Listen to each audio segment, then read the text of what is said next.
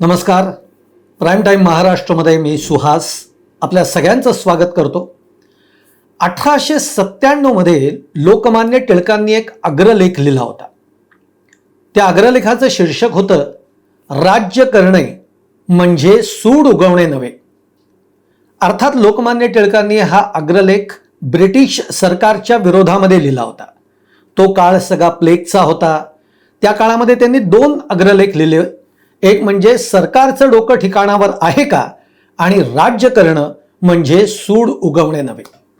आता या अग्रलेखाची मला आत्ताच आठवण का व्हावी, तर अगदी विस्ताराने सविस्तर मी सांगतो. 3 मुद्दे आहेत. हे 3 मुद्देच मी फक्त समोर ठेवणार आहे. त्यातल्या एका मुद्द्यावर आपण चर्चा करूयात. पण 3 मुद्दे म्हणजे सध्या गेल्या 8-15 दिवसापूर्वी चर्चा झाली ती नाशिक शहरातल्या खड्ड्यांची. या खड्ड्यावरनं जोरदार राजकारण तापलं. मग विरोधी पक्ष नाशिकमध्ये भेटी देऊन आले, राज ठाकरे जाऊन आले. मग मुख्यमंत्र्यांनी, सरकारकडून अनेकांनी त्याच्यावर काय स्थिती आहे याबाबतचा खुलासे केले. तो एक मुद्दा जो अजूनही गाजतोच आहे. अजूनही नाशिकमधले रस्ते सुधारलेत अशी स्थिती अजिबात नाही. आता गेल्या एक 5-7 दिवसांपासून सगळ्यात एक महत्त्वाचा मुद्दा गाजतोय. तो म्हणजे चाकण MIDC मधले खड्डे, तिथून जाणारा नॅशनल हायवे, त्यावर त्या नॅशनल हायवेची झालेली चाळण खड्ड्यांमुळे. आणि या चाकण MIDC मधनं जवळपास 20 कंपन्या या स्थलांतर करण्याच्या विचारात आहेत. आणि यावरूनच राजकारण पेटलं. यावरून शरद पवारांनी सरकारचे कान टोचले. मुख्यमंत्र्यांनी शरद पवारांना प्रतिक्रिया दिली. त्या दोघांमध्ये एक शाब्दिक द्वंद्वही रंगलं. त्यामुळे तो एक मुद्दा गाजला. तिसरी गोष्ट आहे ती म्हणजे आज 17-18 वर्ष झाली मुंबई गोवा हायवे हा 18 वर्ष होत असताना सुद्धा आजही तो पूर्ण झालाय. म्हणजे मुंबईकडनं निघाल्यानंतर गोव्यापर्यंत अगदी आपल्याला छान प्रवास करता येऊ शकतो अशी स्थिती आजही नाही. अनेक ठिकाणी अनेक पॅचेस आहेत मोठमोठे 2-2, 5-5 किलोमीटरचे की जे अजून रस्ता तिथे झालेलाच नाही. त्यामुळे खड्ड्यांचंच साम्राज्य. हे नेमकं काय चाललंय बरं, हे मी आत्ता 3 मुद्दे जे आत्ता चर्चेत आहेत ते घेतले. तुम्ही मुंबई जर ही आपण देशाची आर्थिक राजधानी आहे असं जर का समजलं तर या मुंबईतनं तुम्ही कोणत्याही दिशेला जा, एक साधारणतः 300-400 किलोमीटरचा प्रवास तुम्ही सहज करू शकत नाही. कारण कोणताही हायवे घ्या, प्रत्येक हायवेवर खड्ड्यांचं साम्राज्य आहेच. पण आज आपण प्रामुख्याने बोलणार आहोत ते म्हणजे चाकण MIDCचं नेमकं काय करून ठेवलंय. म्हणजे खड्ड्यांच्या महाराष्ट्रामध्ये उद्योगांची भरभराट कशी होणार हाच खरा प्रश्न आहे. त्यामुळे हा व्हिडिओ अगदी शेवटपर्यंत बघा. तुम्हाला आवडला तर नक्की लाईक करा, शेअर करा, चॅनल सबस्क्राईब करायला विसरू नका आणि तुमच्या देखील कमेंट या कमेंट बॉक्समध्ये जरूर टाका. मित्रहो, आजचीच बातमी आहे की उद्योग मंत्री उदय सामंत हे आज चाकण MIDCला भेट देणार आहेत. तिथल्या रस्त्यांची पाहणी करणार आहेत. तिथले उद्योगांची काय स्थिती आहे त्याबाबत चर्चा करणार आहेत. जे उद्योग स्थलांतरित होण्याच्या विचारात आहेत त्या उद्योजकांशी ते चर्चाही करतील कदाचित. पण थोडक्यात उद्योग मंत्री हे चाकणमध्ये जात आहेत. आता ते जात आहेत म्हणल्यानंतर आश्चर्य काय, म्हणजे आपल्याकडची ती प्रथाच आहे, जेव्हा मंत्री येतो तेव्हा आदल्या दिवशी रात्री तिथल्या सगळ्या प्रशासनाला खडबडून जाग येते आणि मग चाकणमधले रस्ते काल मध्यरात्री जे काही डागडुजी, ज्या रस्त्यावरनं फक्त मंत्री महोदय जाणार आहेत तेवढ्याच रस्त्यांची डागडुजी ही काल मध्यरात्री करण्यात आलेली.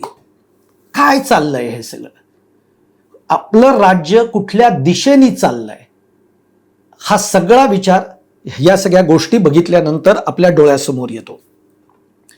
शरद पवारांनी नुकतंच एक विधान केलेलं होतं की या राज्यामध्ये स्वर्गीय यशवंतराव चव्हाण यांनी उद्योगांना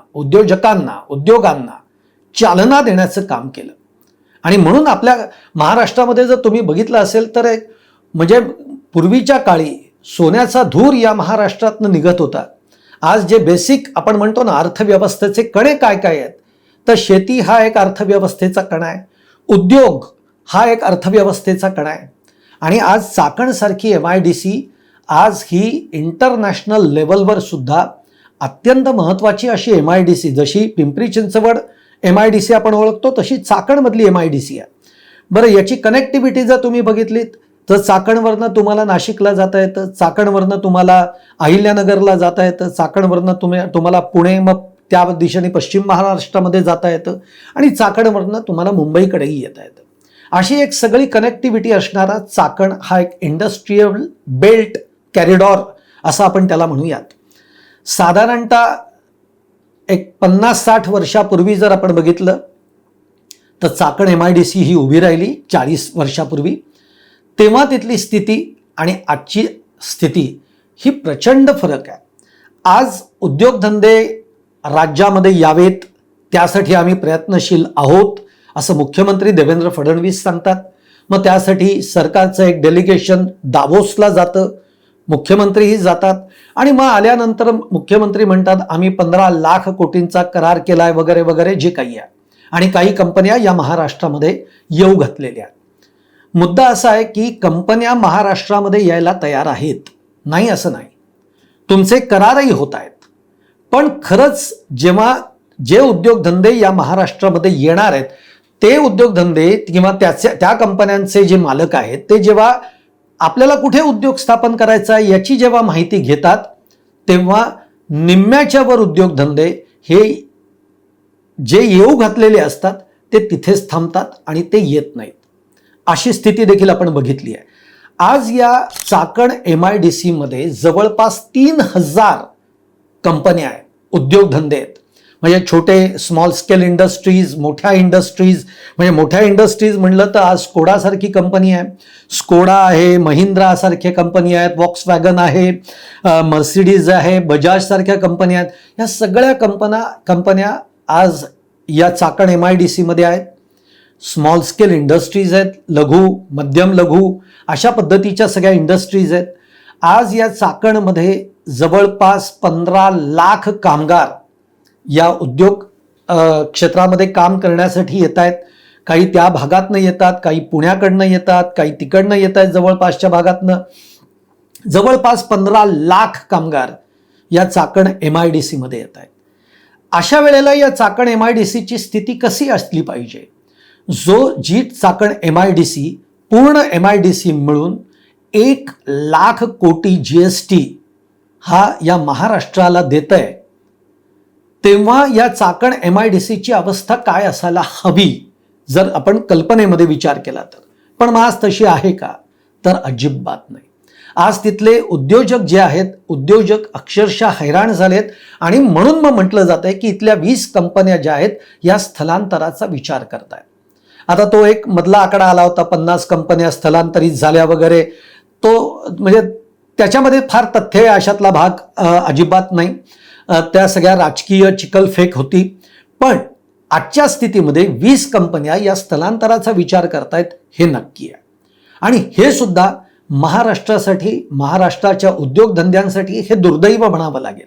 आता ते का स्थलांतर करतायत किंवा स्थलांतराच्या विचारामध्ये का आहेत, हा जर आपण साधा बेसिक गोष्टी आहेत, आपण बेसिक गोष्ट समजून, काय माहिती का, जे आपल्याला कळतं ते या सरकारला का कळत नाही असा प्रश्न खरं तर आपल्या मनामध्ये येईल. मी बेसिक गोष्ट, आज इथे इंडस्ट्रीज आहेत, जसं मी म्हटलं 3000 इंडस्ट्रीज आहेत, 15 लाख कामगार तिथे काम करतायत. तेव्हा MIDC म्हणून जे काही स्थापन झालंय, आता मग PMRDA, MMRDA, AMRDA अशा अनेक संस्था आहेत, काढलेल्या आहेत, पण त्या खरंच काम करतात का हा देखील एक प्रश्न आपल्याला विचारावा लागणार आहे. आज या राज्यामध्ये रस्त्यांच्या कामांसाठी 1 लाख कोटींचं बजेट आहे. म्हणजे मी अंदाजे सांगतोय, हे 1 लाख कोटी नेमकं कुठे खर्च होत आहेत, ते योग्य खर्च होत आहेत का? कारण आज मी म्हटलं तसं की कुठल्याही रस्त्यावर जा, तुम्ही स्मूथली जाल असं अजिबात नाहीये. हायवेंवर खड्डे आहेत, रस्त्यांवर खड्डे आहेत, अशी स्थिती आहे. आज या चाकण MIDC मध्ये नेमके प्रश्न काय आहेत, या उद्योजकांचं म्हणणं काय आहे, हे जर समजून आपल्याला समजतं तर उद्योग मंत्री इथे बसलेले आहेत, ऊर्जा मंत्री आहेत, मुख्यमंत्री आहेत, हे सगळे मिळून याच्यावर का विचार करत नाही आहेत हा प्रश्न आपल्यामध्ये मनामध्ये नक्की राहतो. काय मुद्दा आहे यांचा? यांचा मुद्दा आहे अगदी बेसिक गोष्टींचा. आज MIDC मध्ये, या चाकण MIDC मध्ये विजेचा सगळ्यात मोठा प्रॉब्लेम आहे. एका उद्योजकाने सांगितलं, त्याला प्रश्न विचारला की आठवड्यातनं किती वेळा वीज जाते. त्यांनी असं सांगितलं, तुम्ही दिवस आणि आठवडे नकाच बोलू, प्रत्येक दिवशी किमान 5 ते 7 वेळा वीज जाते, प्रत्येक दिवशी. हा औद्योगिक कॉरिडॉर आहे, इथे मोठे छोटे लहान उद्योग आहेत. या उद्योगांमध्ये जर वीज गेली तर यांचं काम ठप्प होऊ शकतं. त्यामुळे इथं विजेचा प्रश्न आहे, पाण्याचा प्रश्न आहे. कामगार काम करतात, उद्योगधंद्यांना पाणी लागतं, पाण्याचा तुटवडा आहे, पाण्याचं नीट नियोजन होत नाही आहे. त्यामुळे पाणी मिळतंच आहे असं होत नाही, पाण्याची साठवणूक करावी लागतीये, मग ते पुरत नाही आहे, ही स्थिती आहे. वीज नाही, त्यामुळे मग जनरेटरवर जो काही वीज गेल्याचा काळ असतो तो जनरेटरवर काम सुरू करावं लागतं, कारण काम ठप्प करून तर चालत नाही. जनरेटरसाठी डिझेल लागतं, डिझेलच्या आज किमती काय आहेत आपल्या सगळ्यांना माहिती आहे. म्हणजे तो खर्च करायचा, शिवाय MSCBला त्यांची इलेक्ट्रिसिटीचं बिल द्यायचंच आहे. या कचाट्यामध्ये अडकलेत कामगार. आज रस्त्यांची अशी अवस्था आहे की अनेक कामगार हे पुण्याच्या ठिकाणावरनं पिंपरी चिंचवड कडून किंवा त्या भागात जवळपास प्रवास करून येणारे आहेत. या कामगारांना आपल्या कंपनीमध्ये पोचायला कमीत कमी 1 ते 1.5 तास लागतोय. पुण्यावरनं जर का तुम्ही निघालात तर पुण्यावरनं चाकण हे 25 ते 27 किलोमीटरचं अंतर आहे फक्त, पण पुण्यावरनं चाकणपर्यंत पोचायला 2.5 तास लागतात. केवळ रस्त्यांची दुरावस्था, रस्त्यांची झालेली चाळण, रस्त्यांवर असणारे खड्डे, यामुळे 2.5 तासाचा प्रवास करत कामगारांना तिथे पोचावं लागतं. काही कंपन्यांचे बसेस आहेत, त्या बसेसही उशिरा येतात, 2-2, 2.5 तासांनी, 1.5 तासांनी. त्यामुळे कामगार वेळेत पोचत नाहीत. कामगार वेळेत न आल्यामुळे त्याचा परिणाम उत्पादनावर होतोय. रॉ मटेरियल जे येतं बाहेरून ते वेळेत पोचत नाही. जे फिनिश्ड मटेरियल आहे, जे बनवलेलं उत्पादन आहे, ते घेऊन जाताना ज्याला आपण कमिट केलेलं आहे की तुम्हाला आम्ही हे मटेरियल देतोय, त्यांच्यापर्यंत ते वेळेत पोचत नाही. अशी सगळी अवस्था, आणि त्यातून रस्त्याची तर चाळण झालेली आहे या भागातल्या. याच भागातनं मी म्हटलं तसं नॅशनल हायवे जातो. या नॅशनल हायवेवर अक्षरशः मोठमोठे खड्डे आहेत, आणि आठवड्यातनं एक अपघात आणि आठवड्यातनं एखाद्याचा मृत्यू, दुर्दैवी मृत्यू हे ठरलेलं आहे. हे इथलं चित्र आहे. त्यामुळे हा मुद्दा सध्या ऐरणीवर आहे. माझ्या मते शिवसेना उद्धव ठाकरे गटाचे आदित्य ठाकरे सुद्धा काल का परवा तिथं त्यांनी व्हिजिट केली, तिथली पाहणी केली. राज ठाकरेंनी त्या चाकणच्या याच्यावर भाष्य केलेलं आहे. काँग्रेसकडून त्याच्यावर तुटून पडलेले आहेत. आणि शरद पवारांनी तर यशवंतराव चव्हाणांचा उल्लेख करत की यशवंतराव चव्हाणांच्या काळामध्ये त्यांनी उद्योगधंद्यांना कशा पद्धतीने सुविधा पुरवल्या, उद्योगधंदे टिकावेत, उद्योगधंदे महाराष्ट्रामध्ये यावेत, यासाठी स्वर्गीय यशवंतराव चव्हाणांनी काय पद्धतीचं इन्फ्रास्ट्रक्चर उभारलं याची आठवण शरद पवारांनी करून दिली. आणि मग त्यावर मुख्यमंत्री देवेंद्र फडणवीस असं म्हणाले की शरद पवार जे म्हणत असतील तर ते 20 कंपन्या स्थलांतरित विचार करतायत, अशी काही वस्तुस्थिती नाही. मग त्यांनी MIDC मधल्या बंद पडलेल्या कंपन्यांचं उदाहरण दिलं, आणि ते देत असताना ते असं म्हटलं की आम्ही याच्यामध्ये जातीनं लक्ष घालतो आहोत, आणि इथली जी काही स्थिती आहे ती आम्ही निश्चितच येणाऱ्या काळामध्ये सुधारू. पण अशी आश्वासनं किंवा अशी स्टेटमेंट ही वारंवार होत असतात. चाकणचा प्रश्न काही आज निर्माण झालेला नाही आहे. चाकणचा प्रश्न हा अगदी दर वर्षी आणि दर पावसाळ्यामध्ये या रस्त्यावरनं जाणं म्हणजे जीव मुठीत घेऊन जाणं, या रस्त्यावरनं प्रवास करणं म्हणजे आपल्याला कमीत कमी या भागातनं जायला 2.5-3 तास लागणार आहेत याची तयारी ठेवणं, अशा पद्धतीची ही स्थिती आहे. आणि या सरकारमध्ये उद्योग मंत्री आहेत, ऊर्जा मंत्री आहेत, जे वीज पुरवठा करतात. मग हे उद्योग मंत्री काय करतात? आता एक लक्षात घ्या, सभागृह जेव्हा भरतं विधिमंडळातलं, या सभागृहामध्ये खरं तर या मुद्द्यांना घेऊन चर्चा व्हायला पाहिजे, पण ती होताना कधी आपल्याला दिसली आहे का? मला तरी नाही वाटत. चर्चा होते कशावर? तर कुणाचे खासदार पळवले, कुणाच्या आमदारांची आता पळवापळवी होणार आहे, कुणाचं ऑपरेशन टायगर, कुणाचं ऑपरेशन लोटस, याची चर्चा होते, भ्रष्टाचारांच्या चर्चा होत आहेत. पण आज या ज्या इन्फ्रास्ट्रक्चर्स, आज आपल्या महाराष्ट्रामध्ये उद्योगांनी यावं, जे आहेत उद्योग त्यांना कशा पद्धतीने अजून इन्फ्रा आपण पुरवू शकू, आत्ता तिथे कोणती कमतरता आहे, तिथे आत्ता तातडीनं काय उपाययोजना कराव्या लागतील, याची चर्चा कधीच सभागृहामध्ये होताना आपल्याला बघायला मिळत नाही. हे दुर्दैव आहे आपलं. आणि त्यामुळे आता जेव्हा एवढा सगळा बवाल झालाय तेव्हा उद्योगमंत्री उदय सामंत हे तिकडे जात आहेत. आता ते तिकडे जाऊन आल्यानंतर किंवा तिकडे गेल्यानंतर ते काय करणार आहेत आणि काय त्यातून अजून मूळ प्रश्न वेगळेही आहेत. म्हणजे हे मी जसं बेसिक प्रश्न सांगितले, रस्ता, वीज, पाणी, हे अगदी बेसिक प्रश्न आहेत. तिथं सुरक्षेचे प्रश्न आहेत, तिथं गुंडगिरीचे प्रश्न आहेत. काही कंपन्यांमध्ये काही टोळक्यांची इतकी गुंडगिरी आहे की त्या कंपन्यांमध्ये कुठले माणसं ठेवायची हे कंपनी ठरवू शकत नाही, तर हे बाहेरचे गुंड ठरवतात. अशा पद्धतीची दडपशाहीचं सगळं वातावरण हे या MIDC मधनं आपल्याला बघायला मिळतं. अशा पद्धतीची स्थिती MIDC मध्ये आहे. मग अशा वेळेला त्या उद्योजकाला, त्या व्यावसायिकाला जर या सगळ्या परिस्थितीशी सामना करत जर त्याला प्रॉफिटच होत नसेल, कारण डिझेल वापरावं लागतंय, वीज जातीय, डिझेल वापरावं लागतंय, माल मिळत नाहीये, कामगार वेळेत पोचत नाहीयेत, उत्पादनावर परिणाम होतोय, आणि त्यातून मग जो प्रॉफिट आहे तो प्रॉफिट जर आपल्याला होत नसेल तर मग इथनं गेलेलंच बरं, अशा पद्धतीच्या मानसिकतेमध्ये आता इथले उद्योजक आलेले आहेत. म्हणून आता याच्यावर नेमकं प्रश्न असा आहे की काय करायला हवं. मुळामध्ये मला असं वाटतं की या सरकारने, जे मंत्री आहेत त्यांनी आपली मानसिकता बदलली पाहिजे. त्यांच्याबरोबर जे प्रशासन आहे, अधिकारी आहेत, सचिव आहेत, जे सगळे IAS लेवलचे सगळे बसलेले आहेत, त्यांना नेमकं काय करायचं. कारण फक्त पैसा खाण्यामध्येच गरकळत ही मंडळी. आज एवढं बजेट आहे, हे बजेट जातं कुठे हा प्रश्न आहे.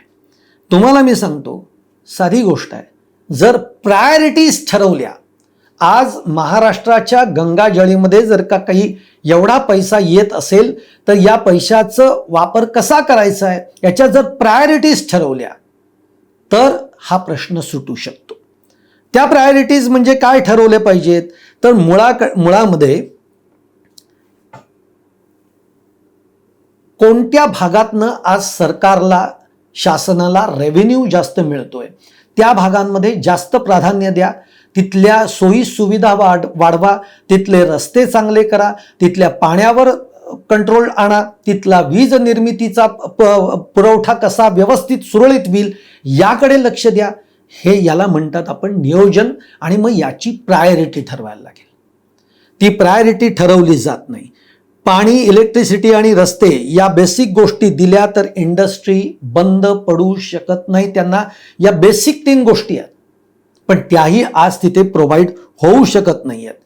मी जसं म्हणलं आत्ता तसं इथं त्यांनी एक मुद्दा दिलेला आहे, ऊर्जा म्हणजे इलेक्ट्रिसिटीचं डिस्ट्रीब्युशन. तुम्ही इलेक्ट्रिसिटीचं डिस्ट्रीब्युशन करा ना. आज आपण नाही त्या ठिकाणी मॉलमध्ये नुसतेच विजेचे तुम्ही बघितले असतील, अनावश्यक वापर सुरू आहेत, अनावश्यक, की आपले डोळे दिपून जातात. पण आज या इंडस्ट्रीजना वीज जर मिळत नसेल, त्यामुळे उद्योगधंदे ठप्प होत असतील, म्हणजेच याचा अर्थ विजेचं डिस्ट्रीब्युशन हे प्रॉपरली व्हायला पाहिजे, पण ते होत नाही. प्रशासन नावाची जी गोष्ट आहे, शासन आणि प्रशासन यांच्यामध्ये एकमेकांचा जो एक समन्वय पाहिजे, शासनाचं प्रशासनावर जे एक पकड पाहिजे, आणि प्रशासनाने सुद्धा हे आपलं राज्य आहे या भूमिकेतनं जे काम करणं पाहिजे. मला असं वाटतंय की ती मानसिकता या अधिकाऱ्यांची, या सचिवांची संपली आहे की काय, हा महाराष्ट्र खड्ड्यातच घालायचा आहे की काय, अशा पद्धतीच्या मानसिकतेतनं हे प्रशासन काम करत आहे. पण जरी प्रशासन अशा पद्धतीने काम करत असेल तर राज्यकर्ते काय करतायत, मंत्री काय करतायत, मुख्यमंत्री काय करतायत हा प्रश्न विचारावा लागणार आहे. आणि म्हणून मग मला या सगळ्या चाकणच्या या MIDC कडे बघितल्यानंतर लोकमान्य टिळकांचं तो अग्रलेखाचं शीर्षक आठवलं की राज्य करणं म्हणजे सूड उगवणं नव्हे. आज त्या चाकणमध्ये काम करणाऱ्या कामगारांवर एक प्रकारचा सूड उगवला जातोय, त्या उद्योजकांवर एक प्रकारचा सूड उगवला जातोय, या परिसरामध्ये राहणारे जे रहिवासी आहेत त्यांना सुद्धा या रोजच्या संकटांशी सामना करावा लागतोय, जीव मुठीत घेऊन चालावं लागतंय. आणि हीच अवस्था आज राज्यभरातल्या अनेक ठिकाणी आपण बघतोय. म्हणून राज्य करणं म्हणजे फक्त सूड उगवणं नव्हे, अशा पद्धतीचा लोकमान्य टिळकांचा त्यावेळचा अग्रलेख आज सुद्धा या सरकारसाठी लागू का होतो हा तो प्रश्न आहे. म्हणून मानसिकता सुधारा, आपल्याला आपलं राज्य म्हणून काम करा. आपली माणसं आहेत जी किड्यामुंग्यांसारखी तडफडून कुठल्या तरी गाडीखाली येऊन चिरडून मरतायत, याचं भान ठेवा, जाणीव ठेवा आणि प्रायोरिटीनी कामं करा. हाच त्यातला मुख्य मुद्दा आहे. तरच बाहेरच्या उद्योग इथे येतील. उद्योग येणं ही चांगलीच गोष्ट आहे, ती राज्यासाठी भरभराटीची गोष्ट आहे. पण पैसा येतोय मग तो जातोय कुठे हा प्रश्न मात्र तुम्हाला एक दिवस नक्कीच या महाराष्ट्रातला प्रत्येक माणूस विचारेल. त्याच्या आधीच कामाला लागा, हाच त्यातला संदेश आहे. तुम्हाला माझा व्हिडिओ आवडला असेल तर नक्की लाईक करा, शेअर करा, चॅनल सबस्क्राईब करायला विसरू नका आणि तुमच्या देखील कमेंट या कमेंट बॉक्समध्ये जरूर टाका.